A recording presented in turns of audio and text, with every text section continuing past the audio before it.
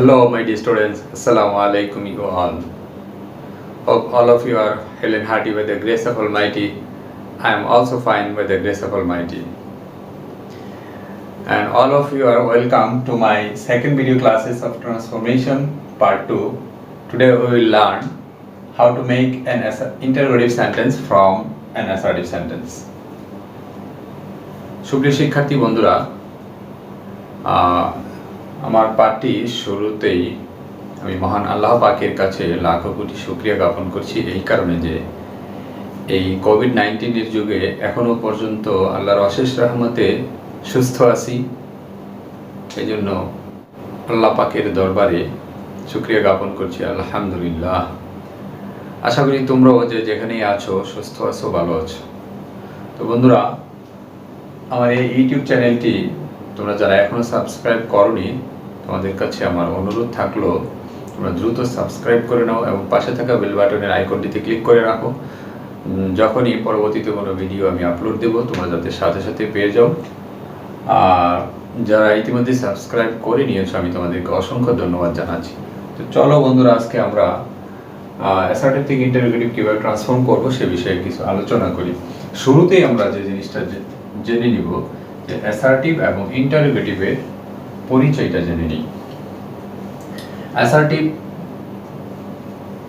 means descriptive, বর্ণনামূলক বাক্য, which makes a statement, যে বাক্যটি একটি বর্ণনা প্রকাশ করবে, কোনো তথ্য তোমাকে প্রদান করবে, ইনফরমেশন প্রোভাইড করবে, সেই বাক্যটিকে বলা হয় অ্যাসার্টিভ। তো বন্ধুরা, অ্যাসার্টিভ বাক্য ইংরেজিতে কিভাবে স্টার্ট হয়? মনে করো এটা একটা বাক্য, শেষে ফুল স্টপ থাকবে, শেষে।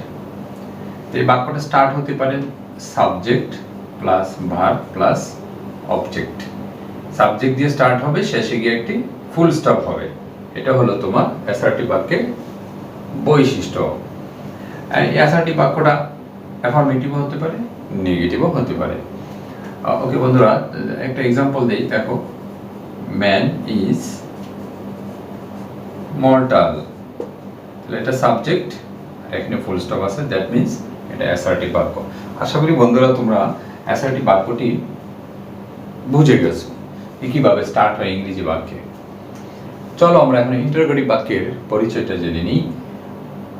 ইন্টারোগেটিভ হলো প্রশ্নবোধক বাক্য, যে বাক্যটি দিয়ে তোমার কাছে কোনো কিছু জানতে চাওয়া হবে, কোনো কিছু জিজ্ঞেস করা হবে, প্রশ্ন করা হবে। which asks a question about person or thing. তো দেখো বন্ধুরা, ইন্টারোগেটিভটা কিভাবে স্টার্ট হয় বা চিনবে কিভাবে? মনে করো এটা একটা বাক্য, শেষে অবশ্যই এই চিহ্নটা থাকবে। এরকম একটা কোশ্চেন মার্ক দেখলেই তোমরা বুঝে যাবে যে এটা ইন্টারোগেটিভ, তাই না? এটা খুবই একটা সহজ সিম্বল যে শেষে এই চিহ্ন থাকলে ইন্টারোগেটিভ। এখন বন্ধুরা আসো, ইন্টারোগেটিভটা কিভাবে স্টার্ট হয়? এটা দুইটা ওয়েতে স্টার্ট হতে পারে। একটা হলো অক্সিলারি ভার্ব প্লাস সাবজেক্ট দিয়ে স্টার্ট হতে পারে, অক্সিলারি ভার্ব প্লাস সাবজেক্ট। আর একটা হলো তোমার WH word plus auxiliary verb plus subject, এই ওয়েতে স্টার্ট হতে পারে। আশা করি বন্ধুরা তোমরা বুঝছো যে আমি কি বলতে চাচ্ছি। যে অক্সিলারি ভার্ব দিয়ে যদি স্টার্ট হয় এটাকে বলা হয় ইয়েস নো কোশ্চেন, আর ডব্লিউএস ওয়ার্ড দিয়ে যদি স্টার্ট হয় তাহলে সেটা হলো ডব্লিউএইচ কোশ্চেন। বন্ধুরা দেখো, একটা এক্সাম্পল দেই। ইজ হি আ স্টুডেন্ট, প্রশ্নবোধক চিহ্ন দেওয়া হয়। দেখো বন্ধুরা, এখানে অক্সিলারি ভার্ব দিয়ে স্টার্ট হয়েছে, তারপরে সাবজেক্ট। আর ডব্লিউএইচ ওয়ার্ডের একটা উদাহরণ দেখো, হোম ডু ইউ ওয়ান্ট। দেখো বন্ধুরা, এখানে ডব্লিউএইচ ওয়ার্ড দিয়ে স্টার্ট হয়েছে, তারপর অক্সিলারি ভার্ব, তারপর সাবজেক্ট। তাহলে বন্ধুরা আমরা এই দুইটা ওয়েতে আমরা একটা জিনিস কমন পাচ্ছি, সেটা কি? যে সাবজেক্টের পূর্বে অবশ্যই অক্সিলারি ভার্ব থাকবে। দেখো বন্ধুরা, সাবজেক্টের পূর্বে অক্সিলারি ভার্ব থাকবে, এটা হলো ইন্টারোগেটিভের বৈশিষ্ট্য। মনে রাখতে হবে তোমাদের, সাবজেক্টের পূর্বে অক্সিলারি ভার্ব থাকতে হবে, তাহলে তুমি ইন্টারোগেটিভটা করতে পারবে ইজিলি। চলো আমরা এখন অ্যাসার্টিভ থেকে ইন্টারোগেটিভের কতগুলো রুলস নিয়ে আমরা একটু আলোচনা করি আজকে। ওকে মাই ডিয়ার স্টুডেন্টস, দেখো আমরা রোল 1 যে বিষয়টি নিয়ে আলোচনা করব যে অ্যাসার্টিভ বাক্যে যদি অ্যাফার্মেটিভ থাকে ইন্টারোগেটিভে নেগেটিভ ইন্টারোগেটিভ হয়, অ্যাসার্টিভ বাক্য যদি নেগেটিভ হয় ইন্টারোগেটিভে অ্যাফার্মেটিভ ইন্টারোগেটিভ হবে। ব্যাপারটা একটু ক্লিয়ার করে বলি যে অ্যাসার্টিভ বাক্যটা যদি হা বোধক হয় ইন্টারোগেটিভটি হবে না বোধক, অ্যাসার্টিভ বাক্যটা যদি না বোধক হয় ইন্টারোগেটিভটি হবে হা বোধক। চলো আমরা উদাহরণে যাই, আশা করি ব্যাপারটা অনেকটাই ক্লিয়ার হয়ে যাবে। He is an honest man. দেখো বন্ধুরা, এখানে he is an honest man বাক্যটা অ্যাসার্টিভ, কেন? সাবজেক্ট দিয়ে স্টার্ট, ফুল স্টপ আছে। তো এখানে তোমরা বলো তো যে এটা কি অ্যাফার্মেটিভ না নেগেটিভ? অবশ্যই অ্যাফার্মেটিভ, যেহেতু এখানে কোনো নো বা নট নেই। তো যেহেতু অ্যাসার্টিভ বাক্যটি অ্যাফার্মেটিভ, বলো তো বন্ধুরা ইন্টারোগেটিভে কী করতে হবে? নেগেটিভ ইন্টারোগেটিভ করতে হবে। নেগেটিভ কীভাবে করব? আমি এটাকে যখন ইন্টারোগেটিভ করতে যাব তখন আমি কী প্রক্রিয়ায় করব? দেখো, সাবজেক্ট হলো হি, তারপরে যে ভার্বটা আছে এই ভার্বটাকে তুমি তার পূর্বে নিয়ে আসো, এই অক্সিলারি ভার্বটাকে তুমি সাবজেক্টের পূর্বে নিয়ে আসো, তাইলেই ইন্টারোগেটিভটা হয়ে যাচ্ছে। দেখো, ইজটাকে সাবজেক্টের পূর্বে, যে হি এর পূর্বে ইজটাকে নিয়ে আসা হয়েছে, তার সাথে নট লাগানো হয়েছে। কেন? কারণ বাক্যটা অ্যাফার্মেটিভ ছিল। Isn't he an honest man, শেষে প্রশ্নবোধক চিহ্ন। আশা করি বন্ধুরা তোমরা বুঝে গেছো। চলো পরের এক্সাম্পলটি দেখি। I do not waste my time, আমি আমার সময় নষ্ট করি না। এটা হলো আমাদের অ্যাসার্টিভ বাক্য। কেন? এই যে সাবজেক্টে স্টার্ট, শেষে ফুল স্টপ আছে। তো অ্যাসার্টিভ হওয়ার পরে দেখতে হবে যে এটা কি অ্যাফার্মেটিভ না নেগেটিভ। তো দেখো এখানে ডু এর সাথে কি আছে? নট আছে, তাহলে এটা হলো অক্সিলারি ভার্বের পরে নট, তাহলে অবশ্যই সেটা নেগেটিভ। আর যদি নেগেটিভ হয় তাহলে আমাদের কি করতে হবে? অ্যাফার্মেটিভ ইন্টারোগেটিভ, তার মানে নেগেটিভটা উঠায় দিতে হবে। নটটা কি করব আমরা? অ্যাফার্মেটিভের সময় উঠায় দেব। তাহলে এখন ইন্টারোগেটিভ কিভাবে করব? এইটা যদি সাবজেক্ট হয়, এটা হলো অক্সিলারি ভার্ব, বলো তো কি করতে হবে বন্ধুরা? অবশ্যই এই ডুটাকে তুমি সাবজেক্টের পূর্বে নিয়ে আসতে হবে। এই যে দেখো, ডু সাবজেক্টের পূর্বে নিয়ে আসা হয়েছে, তাহলে do I West my time, শেষে প্রশ্নবোধক চিহ্ন। আর ডু থেকে যে নটটা ছিল এটা উঠায় দেওয়া হয়েছে। আশা করি বন্ধুরা তোমরা এই রুলসটি বুঝতে পেরেছো, এবং তোমাদের এই রুলসের এই কথাগুলা অবশ্যই তোমাদের মনে রাখতে হবে। এটা অনেক ইম্পর্টেন্ট কথা, কারণ পরবর্তী সবগুলো রুলসের মধ্যে এই কথাটা আসবে যে আমাদের অ্যাসার্টিভ থেকে ইন্টারোগেটিভ করতে হলে প্রথমতেই দেখতে হবে যে অ্যাসার্টিভ বাক্যটি কি অ্যাফার্মেটিভ না নেগেটিভ। এই কথাটা আমাদের এটাই প্রথম কন্ডিশন, এটা মনে রাখতেই হবে তোমাদের। যে যদি অ্যাফার্মেটিভ হয় তাহলে নেগেটিভ করবা, আর যদি নেগেটিভ হয় তাহলে অ্যাফার্মেটিভ করবা। আশা করি তোমরা বুঝছো বন্ধুরা। চলো আমরা শিক্ষার্থী বন্ধুরা দেখো, দ্বিতীয় রুলসের মধ্যে যে জিনিসটা আলোচনা করতে চাই সেটা হলো অ্যাসার্টিভ বাক্যে যদি তোমার অক্সিলারি ভার্ব না থাকে, অক্সিলারি ভার্ব না থাকলে, মনে করো একটা অ্যাসার্টিভ বাক্য দেয়া আছে, এই বাক্যটাতে অক্সিলারি ভার্ব নেই। এখন অক্সিলারি ভার্ব কি তোমরা তো অবশ্যই জানো, সেগুলা কি বলো তো? সেটা হলো টু বি ভার্বগুলো, যেমন am, is, are, was, were, have, has, had. তারপর তোমার মডেল অক্সিলারি যতগুলো ভার্ব আছে সেগুলো কি কি? Can, could, may, might, shall, should, will, would, need, dare, must, have to, has to, had better, had rather, would better, would rather. এই সমস্ত ভার্বগুলো হচ্ছে তোমার মডেল অক্সিলারি। তো সবগুলোই মিলিয়ে মূলত অক্সিলারি ভার্ব। অক্সিলারি ভার্ব বিহীন কোনো বাক্যকে যদি ইন্টারোগেটিভ করতে চাও তাহলে আমাদের অক্সিলারি ভার্বের হেল্প নিতে হবে, মানে অক্সিলারি ভার্ব আমাদের লাগবে। তো সেই অক্সিলারি ভার্বগুলো কোথায় পাবো? এই প্রক্রিয়ায় আমরা অক্সিলারি ভার্বগুলো নিব।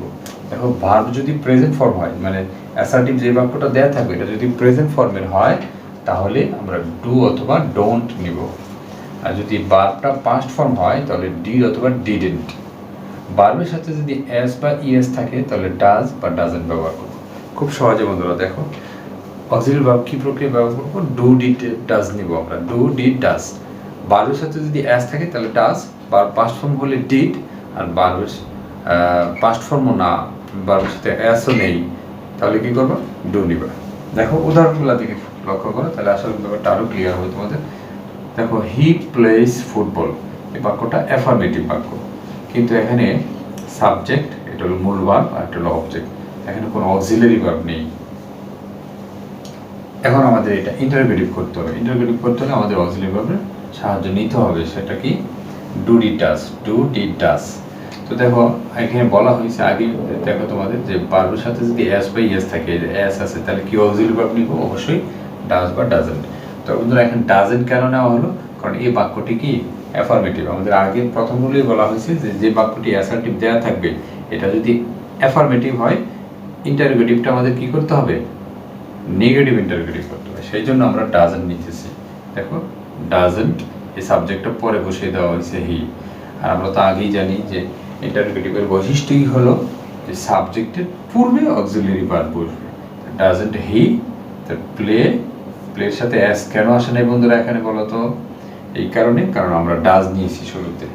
অনেকেই ডাজ বসায় আবার শেষে ভার্বের শেষে অ্যাস লাগিয়ে রাখে, এটা করবে না তোমরা কখনো। ডাজেন্ট হি প্লে ফুটবল, শেষে প্রশ্নের জন্য। চলো আমরা দ্বিতীয় উদাহরণের দিকে যাই, সেটা কি দে গো টু স্কুল। দেখো বন্ধুরা এখানে কোনো অক্সিলারি ভার্ব আছে? নেই, সাবজেক্ট বা অবজেক্ট। তো দেখো এটা অবশ্যই অ্যাফার্মেটিভ ভার্ব। এখন আমরা যখন ইন্টারোগেটিভ করব, কি করব, নেগেটিভ ইন্টারোগেটিভ করব। তো অক্সিলারি ভার্ব যেহেতু নেই, অক্সিলারি ভার্ব কিভাবে নিব? দেখো ভার্বের দিকে তাকাও, গো হলো প্রেজেন্ট ফর্মে আছে। দেখো ভার্ব যদি প্রেজেন্ট ফর্ম থাকে ডু বা ডোন্ট নিব। তো যেহেতু এটা অ্যাফার্মেটিভ নেগেটিভ করছিল, আমাদের অবশ্যই ডোন্ট নিতে হবে। আর সাবজেক্ট ছিল দে, এটা পরে বসিয়ে দিতে হবে। তাহলে don't they go to school, শেষে প্রশ্নবোধক চিহ্ন। আশা করি বন্ধুরা তোমরা বুঝে গেছো। দেখো পরের উদাহরণটি দেখো, we made him captain. We made him captain. বলো তো বন্ধুরা এখানে সাবজেক্ট কোনটি? অবশ্যই উই, তারপর মেড হলো ভার্ব, আর হিম আর ক্যাপ্টেন দুইটাই হলো তোমার অবজেক্ট। তো দেখো বন্ধুরা এটা অ্যাসার্টিভ বাক্য। ভার্বের দিকে তাকাও, পাস্ট ফর্মে আছে, এখানে কোনো অক্সিলারি ভার্ব নেই। তো ভার্ব যদি পাস্ট ফর্মে থাকে, অক্সিলারি ভার্ব কি নিব? ডিড অথবা ডিডেন্ট। তো যেহেতু আমরা এখানে অ্যাফার্মেটিভ আকারে আছে অ্যাসার্টিভ বাক্যটি, আমাদের অবশ্যই ডিডেন্ট নিতে হবে। আর পরে সাবজেক্ট উই বসিয়ে দেওয়া হয়েছে, ডিডেন্ট উই। এখানে একটা লক্ষণীয় বিষয় দেখো, মেড এখানে মেক হয়ে গেছে। কেন বলো তো বন্ধুরা? অবশ্যই মেড পাস্ট ফর্ম হওয়ার কারণে তো আমি পাস্ট ফর্ম নিয়েছি ডিড, এখন এই মেডটাকে এখানে প্রেজেন্ট ফর্ম আকারে লিখতে হবে। আমাদের এখানে একটা কথা মনে রাখতে হবে, ইম্পর্টেন্ট একটা কথা, যে ডিড যদি অক্সিলারি ভার্ব হিসেবে বাক্যের শুরুতে ব্যবহার হয়, তাহলে ডিডের পিছনে যে মূল ভার্ব আসবে ওই ভার্বটা অবশ্যই তোমাদের প্রেজেন্ট ফর্ম আকারে বসাতে হবে। তাহলে didn't we make him captain. আশা করি বন্ধুরা তোমরা রুলসটি বুঝেছো, এবং অনেক ইম্পর্টেন্ট একটা রুল, এ কথা না। আর মনে রাখবে তোমরা রুল 1 এবং রুল 2 অনেক ইম্পর্টেন্ট, ভালো করে তোমরা বুঝবে এবং বইয়ের এক্সারসাইজগুলো দেখবে। চলো আমরা পরবর্তী বন্ধুরা রুল 3-তে, এটা অনেক সহজ একটা রুল। অ্যাসার্টিভ বাক্যে নেভার থাকলে এবার হবে, অ্যাসার্টিভ বাক্যে নাথিং থাকলে এনিথিং হবে। আর বাকি রুলস তো সব আগের মতোই, অ্যাফার্মেটিভ থাকলে নেগেটিভ হবে, নেগেটিভ থাকলে অ্যাফার্মেটিভ। দেখো I never miss my class, subject দিয়ে স্টার্ট, ফুল স্টপ দিয়ে শেষ, অবশ্যই অ্যাসার্টিভ। এখানে নেভার কথাটা আছে, নেভারের জায়গায় দেখো এবার বসানো হয়েছে, নেভার থাকলে এবার বসাতে হবে। আর বাকি সব তো রুলস আগের মতোই। যেহেতু এখানে কোনো অক্সিলারি ভার্ব নেই, তাহলে আমাদের অক্সিলারি ভার্ব নিতে হবে। যেহেতু মিসড হলো প্রেজেন্ট ফর্ম, তাহলে আমাদের অক্সিলারি ভার্বকে নিতে হবে। বা প্রেজেন্ট ফর্ম থাকলেও যে রুল 2-তে আমরা যে পড়ে আসছিলাম, বা প্রেজেন্ট ফর্ম থাকলে ডু নিতে হবে। তাহলে অক্সিলারি ভার্ব হিসেবে আমরা ডু নিলাম, আর এই যে সাবজেক্টটা পরে বসিয়ে দেওয়া হয় ডু আই, আর নেভারের জায়গায় এবার, ডু আই এবার মিস থেকে বাকি শেষ পর্যন্ত বসিয়ে ফুল নোট অফ ইন্টারোগেশন বসানো হয়েছে। এবার do I ever miss my class. আশা করি বন্ধুরা তোমরা বুঝেছো। দেখো he has nothing to do, এখানে নাথিং থাকলে এনিথিং হবে, এই যে এনিথিং বসানো হয়েছে, নাথিং এর জায়গায় এনিথিং। আর যেহেতু ইন্টারোগেটিভ করবা, তাহলে এখন কি করবা, তুমি হ্যাজটাকে শুধু সাবজেক্টের পূর্বে নিয়ে আসো, এই যে has he anything to do. Nothing কিন্তু একটা নেগেটিভ ওয়ার্ড, মানে এটা নেগেটিভ ছিল, নেগেটিভ থাকলে অ্যাফার্মেটিভে সেটা উঠিয়ে দেওয়া হয়, এই জন্যই নাথিং এর পরিবর্তে এনিথিং আছে। Has he anything to do. আশা করি বন্ধুরা তোমরা বুঝছো। Let's see rule 4। অ্যাসার্টিভ বাক্যে যদি এভরিবডি, এভরিওয়ান অথবা অল থাকে, দেখো বন্ধুরা এভরি প্লাস বডি লিখছি, অবলিক দিয়ে ওয়ান দিয়েছি, তার মানে এভরিবডি, এভরিওয়ান, তারপরে অল, এই শব্দগুলো দিয়ে যদি অ্যাসার্টিভ বাক্য শুরু হয়, তাহলে আমরা ইন্টারোগেটিভের সময় এই শব্দগুলো উঠায় দিয়ে এই শব্দগুলোর জায়গাতেই আমরা হু বসাবো। হুর পরে ডাজন্ট অথবা ডিড নট, ডাজ নট অথবা ডিড নট বসাবো, তারপরে ভার্ব প্রেজেন্ট ফর্ম এক্সটেনশন দিয়ে প্রশ্নবোধক চিহ্ন। এই স্ট্রাকচারটা ফলো করব যদি আমরা এইভাবে অ্যাসার্টিভ বাক্যটি পাই। দেখো এভরিবডি ওয়ান, এভরিবডি অথবা এভরিওয়ান, তারপরে অল, দেখো এই যে আমরা উদাহরণে চলে যাই, এভরিবডি যে স্টার্ট হয়েছে, এই যে এভরিবডি ছিল অথবা এভরিওয়ান। তো এভরিবডি হেটস আ লায়ার। বন্ধুরা বলো তো এখন ইন্টারোগেটিভটা কি দিয়ে করবো? এই এভরিবডিটা উঠায় দিয়ে আমরা হু বসানো হয়েছে। দেখো আমরা এখানে হু বসাইলাম, এভরিবডির পরিবর্তে হু। তারপর বলছে ডাজ নট অথবা ডিড নট। বলো বন্ধুরা এখন কি নিবে তোমরা? হেইটের সাথে তো এস আছে, অবশ্যই ডাজ নট। যদি এটা পাস্ট ফর্ম হতো হেইটেড, তাহলে আমরা ডিড নট নিতাম। তাহলে দেখো হু does not hate a liar, শেষের প্রশ্ন হচ্ছে যদি এভাবে অ্যাসার্টিভ স্টার্ট হয়। এখানে আরেকটা নিয়ম আনা হয়েছে, সেটা হলো এভরি প্লাস নাউন দিয়ে যদি তোমার অ্যাসার্টিভ স্টার্ট হয়, তাহলে এই এভরিটা উঠায় দিয়ে এভরি এর জায়গায় তুমি ইজ দেয়ার এনি বসাবে। তারপরে এভরির পরে যে নাউনটা আছে এটা বসাবে, তারপরে তুমি হু বসাবে, এরপরে ডাজ নট বসাবে, বাকিটা বসে প্রশ্নবোধক চিহ্ন দিবে। দেখো বন্ধুরা উদাহরণের দিকে তাকাও, এভরি স্টুডেন্ট। দেখো এভরি প্লাস নাউন, তাহলে এখানে এভরির পরে স্টুডেন্ট হলো noun. Every student wants to get a good job, এটা হলো তোমার অ্যাসার্টিভ বাক্য। এখন ইন্টারোগেটিভ করতে হবে। আমরা জানি এভরি পরে নাউন থাকলে এভরিটা উঠায় দিয়ে কি বসাতে হবে? Is there any. স্টুডেন্ট বসলো, এবার নিয়ম অনুযায়ী এই যে হু বসাবো। দেখো হু আসছে এখানে, হু এর পরে কি বসাবো? অবশ্যই ডাজ নট, যেহেতু ওয়ান্টস এর সাথে কি আছে? এস আছে। তাহলে দেখো is there any student who does not want to get a good job. আশা করি বন্ধুরা তোমরা রুলসটা বুঝে গেছো। এভাবে যত রুলস আসবে, বই খুলবে, বই দেখবে, ওই এই রুলস অনুযায়ী এইভাবে প্র্যাকটিস করবে। আশা করি তোমরা আরও ভালো ক্লিয়ারলি বুঝতে পারবে। যত বেশি প্র্যাকটিস করবে তত শিখবে। চলো আমরা পরের রুলসে যাই। ওকে প্রিয় শিক্ষার্থী বন্ধুরা, দেখো রুল 5-এ অ্যাসার্টিভ বাক্যে যদি তোমার নোবডি, নান অথবা নো ওয়ান এই শব্দগুলো দিয়ে অ্যাসার্টিভ বাক্যটি শুরু হয়, অথবা এগুলো সাবজেক্ট হিসেবে ব্যবহার হয় অ্যাসার্টিভ বাক্যে, ইন্টারোগেটিভ কীভাবে করবো? খুবই সিম্পল, খুবই সহজ। দেখো এই শব্দগুলো জাস্ট উঠায় দিয়ে ওই শব্দগুলোর জায়গায় জাস্ট হু বসাবে, আর বাকি সব ঠিক রেখে প্রশ্নবোধক চিহ্ন বসা দিয়ে তাহলে হয়ে যাবে। দেখো নো ওয়ান, এই যে নো ওয়ান দিয়ে স্টার্ট হয়েছে, তাহলে no one can do this. এখন ইন্টারোগেটিভ করতে গেলে এই নো ওয়ানটা তুমি উঠায় দিয়ে তার জায়গায় কি বসাবে? হু বসাবে। এখন নো ওয়ানের জায়গায় হু, বাকি সব ঠিক আছে। ক্যান ডু দিস, এই প্রক্রিয়ায় ইন্টারোগেটিভ করলে হয়ে যাবে। এটাই হলো আমাদের রুলস। কিন্তু এটাকে যদি আরেকভাবে কেউ করে ইন্টারোগেটিভ, যে ক্যান এনিওয়ান, দেখো এই ক্যানটা আছে না অক্সিলারি ভার্ব, এটাকে যদি শুরুতে নিয়ে আসে এবং এই নো ওয়ানের পরিবর্তে এনিওয়ান বসায় দেয়, ক্যান এনিওয়ান ডু দিস, এভাবে যদি কেউ করতে চায় তাহলে তারটাও হয়ে যাবে। চলো আমরা পরে। ওকে মাই ডিয়ার স্টুডেন্টস, রুল 6 আমরা দেখি অ্যাসার্টিভ বাক্য যদি দেয়ার দিয়ে স্টার্ট হয়। অ্যাসার্টিভ বাক্য যদি দেয়ার দিয়ে স্টার্ট হয়, ইন্টারোগেটিভ করার সময় দেয়ারটা উঠায় দিয়ে হু বা হোয়াট বসাবো, বাকি সব ঠিক রেখে প্রশ্নবোধক চিহ্ন দিবে। দেখো উদাহরণের দিকে তাকাই, there is no use of this law. তাহলে দেয়ার দিয়ে স্টার্ট হয়েছে, দেয়ারটা উঠায় দিয়ে কি বসাবো? হু বা হোয়াট। হু বসে ব্যক্তির ক্ষেত্রে, হোয়াট বসে বস্তুর ক্ষেত্রে। যেহেতু এটা বস্তু, তাহলে আমরা কি বসাবো? হোয়াট। তাহলে হোয়াট দেয়ার উঠায় দিয়ে, দেয়ার উঠায় দিয়ে দেয়ারের জায়গায় আমরা হোয়াট বসালাম, তারপরে ইজ, হোয়াট ইজ, ইউজের জায়গায় ইউজ, বাকি সব ঠিক থাকলো। কিন্তু এখানে জাস্ট একটা আর্টিকেল যোগ করা হয়েছে। What is the use of this law.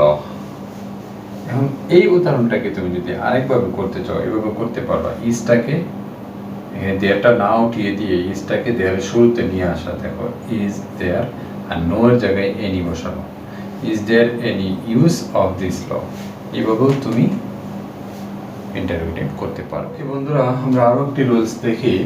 Assertive বাক্যটি যদি তোমার ইট ইজ নো ইউজ দিয়ে স্টার্ট হয়, ইন্টারোগেটিভ করার সময় ইট ইজ নো ইউজটা উঠায় দিয়ে জাস্ট হোয়াই বসাবে, তারপর ভার্ব প্রেজেন্ট ফর্ম এক্সটেনশন বসিয়ে প্রশ্নবোধক চিহ্ন।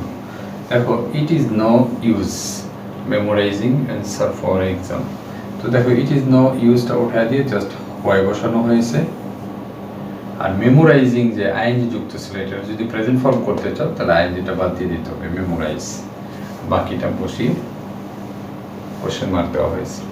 Y memorize answer for exam. আশা করি বন্ধুরা রুল 8 এটাই হলো ফাইনাল এন্ড লাস্ট রুল। আমরা দেখি অ্যাসার্টিভ বাক্যে যদি ইট ডাজ নট ম্যাটার থাকে, অ্যাসার্টিভ বাক্যটা যদি ইট ডাজ নট ম্যাটার দিয়ে শুরু হয়, এটা উঠায় দিয়ে ইন্টারোগেটিভে জাস্ট হোয়াট দো বসাবো, বাকি সব ঠিক রেখে শেষে প্রশ্নযোগ চিহ্ন দেবে। দেখো, it does not matter if Bangladesh losses the game. দেখো, ইট ডাজ নট ম্যাটারটা উঠায় দিয়ে জাস্ট কি বসানো হয়েছে, হোয়াট দো, আর ইফ থেকে নিয়ে একেবারে শেষ পর্যন্ত ঠিক রেখে প্রশ্নযোগ চিহ্ন দেওয়া হয়েছে। আশা করি বন্ধুরা তোমরা রুলসটা অনেক ইজিলি বুঝছো। তো সুপ্রিয় শিক্ষার্থী বন্ধুরা, আমরা দেখতে দেখতে 1 থেকে 8 পর্যন্ত যে রুলসগুলো আলোচনা করলাম যে কিভাবে তুমি অ্যাসার্টিভ বাক্য থেকে ইন্টারোগেটিভ বাক্য বানাবে, এই রুলসগুলো অবশ্যই তোমরা বাসায় প্র্যাকটিস করবে। বাসায় যে বই আছে তোমাদের অ্যাডভান্স অথবা নবদূত, ওই বই অনেকগুলো এক্সারসাইজ দেওয়া আছে, ওই এক্সারসাইজগুলো তোমরা এই রুলসের আলোকে প্র্যাকটিস করার চেষ্টা করবে, নিজে নিজে করবে। ওকে আমার প্রিয় শিক্ষার্থী বন্ধুরা, এতক্ষণ যাবত আমি রোল 1 থেকে নিয়ে রোল 8 পর্যন্ত প্রায় যে রুলসগুলো আলোচনা করলাম, আশা করি তোমরা রুলসগুলো বুঝেছো। এরপরও যদি তোমাদের কোনো সমস্যা থাকে, তোমাদের কোনো মন্তব্য থাকে, তাহলে অবশ্যই তোমরা আমার এই চ্যানেলের কমেন্ট বক্সে গিয়ে কমেন্ট করবে। ইনশাআল্লাহ আমি প্রত্যেকটি কমেন্টে রিপ্লাই দেওয়ার চেষ্টা করব। যারা এখনো সাবস্ক্রাইব করনি তোমরা দ্রুত সাবস্ক্রাইব করে নাও। ইনশাআল্লাহ আগামী ভিডিও আসবে আমার পার্ট 3 নামে, সেটা হলো যে কিভাবে অ্যাসার্টিভ থেকে ইম্পারেটিভ, অপটেটিভ অথবা এক্সক্লেমেটরি বানাতে হয়। তো বন্ধুরা আজকে এ পর্যন্তই, এখানেই শেষ করব। যাওয়ার আগে একটি কথা বলে যাই, সেটা হলো আমরা জানি আমরা যে দুর্যোগকালীন সময় অতিবাহিত করছি, সবাই জানি সেটা কি, অবশ্যই মহামারী কোভিড-19 আজকে বাংলাদেশ সহ সারা পৃথিবীতে যেভাবে গ্রাস করে ফেলেছে এই মহামারী কোভিড-19, এটা আসলে আমাদের মুসলমানদের বলি অথবা মুসলমানদের সবারই আসলে আমাদের কামাইয়ের ফসল। এটা আমরাই এই মহামারীকে আহ্বান করে এনেছি, বলতে পারো কিভাবে। হ্যাঁ, আমরা এত পরিমাণে আল্লাহকে বলতে বসেছিলাম, আল্লাহর নাফরমানি করছিলাম, যে আল্লাহ পাকের রিমাইন্ডার হিসেবে এই আযাব হয়তো আমাদের সামনে দাঁড় করিয়ে দিয়েছেন। তাই সেই আযাব থেকে বাঁচার জন্য অবশ্যই আমাদেরকে এখন আল্লাহকে বেশি বেশি করে স্মরণ করতে হবে। আল্লাহর কাছে আমাদের ক্ষমা চাইতে হবে, মুক্তি চাইতে হবে। নামাজের মাধ্যমে ইনশাআল্লাহ আমরা সবাই এই মহামারী থেকে বাঁচার জন্য উপায় খুঁজে বের করি। এই জন্য সবার কাছে রিকোয়েস্ট থাকবে, তোমরা যারা বাসায় থাকছো 5 ওয়াক্ত নামাজ নিয়মিত আদায় করার চেষ্টা করো। আল্লাহ পাক হয়তো আমাদেরকে এই মহামারী থেকে দ্রুত মুক্তি দিয়ে দিতে পারেন, সেই কামনায় আজকে তোমাদের কাছ থেকে বিদায় নিচ্ছি। আসসালামু আলাইকুম।